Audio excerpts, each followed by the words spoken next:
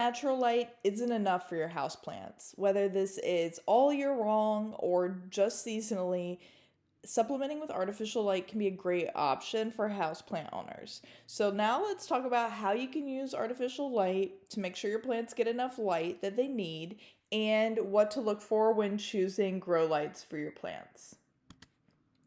So there are three different types of grow lights. You can get LED, fluorescent, or incandescent. I personally prefer LED whenever possible because it is energy efficient and they last for a really long time. Usually they come adjustable and customizable light spectrum and they put off minimal heat. My second choice is fluorescent. They're usually cheaper.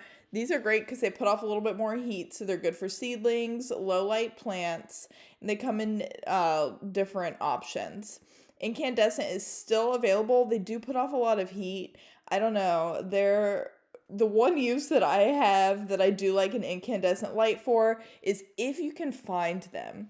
Incandescent string lights, like for Christmas, white twinkly lights, put off a lot of heat, and you can actually put them on your outdoor plants in the winter to keep them warm on cold nights. That is my one use that I recommend for incandescent lights. Otherwise, I do not recommend them for plants. So, when you're choosing the right grow light for your plants, you want to know, first of all, what are the plant's needs? If it is a high light plant, it really needs very bright light, then you're going to want bright, full spectrum LED lights. If you're trying to add a little bit of light to a low or medium light need plant, fluorescent lights can work well. Uh, Energy efficiency, if that matters to you, which it should, LED lights are more energy efficient and generally cost effective, use less energy in the long run. And LED and fluorescent lights both produce a lot less heat compared to incandescent light, which is good because that heat can burn your plants, especially indoors. It could just be very dangerous. And I always recommend looking for grow lights that are adjustable. So they have adjustable heights, adjustable color, adjustable intensity, so that different times of year or on different plants, you can adjust it to be exactly what you need. You'll just get a lot more use out of it that way. Here are some things to consider when setting up your grow lights.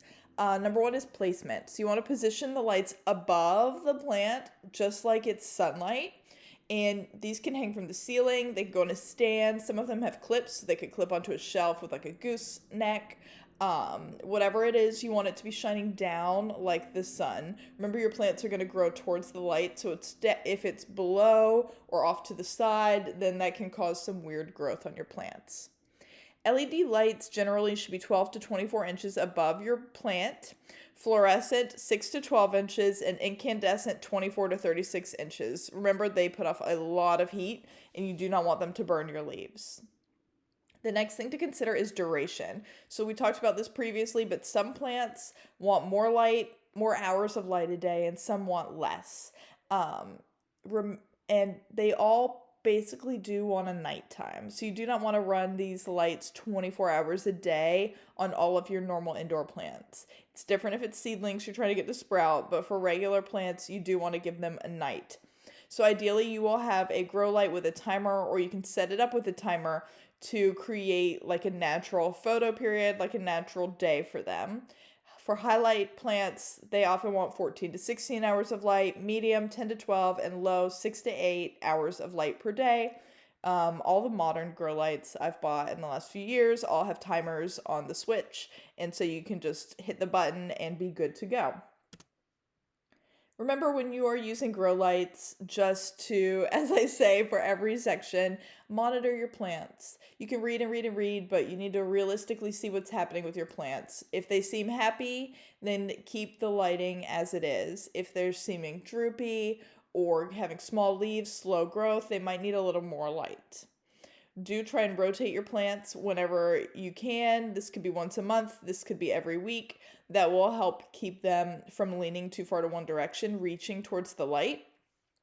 Remember, it's not natural or artificial light. You can combine the two, supplement the natural light, especially in the winter or in darker periods. And if you do feel like your lights are getting hot, make sure there's plenty of space between the light and the plant.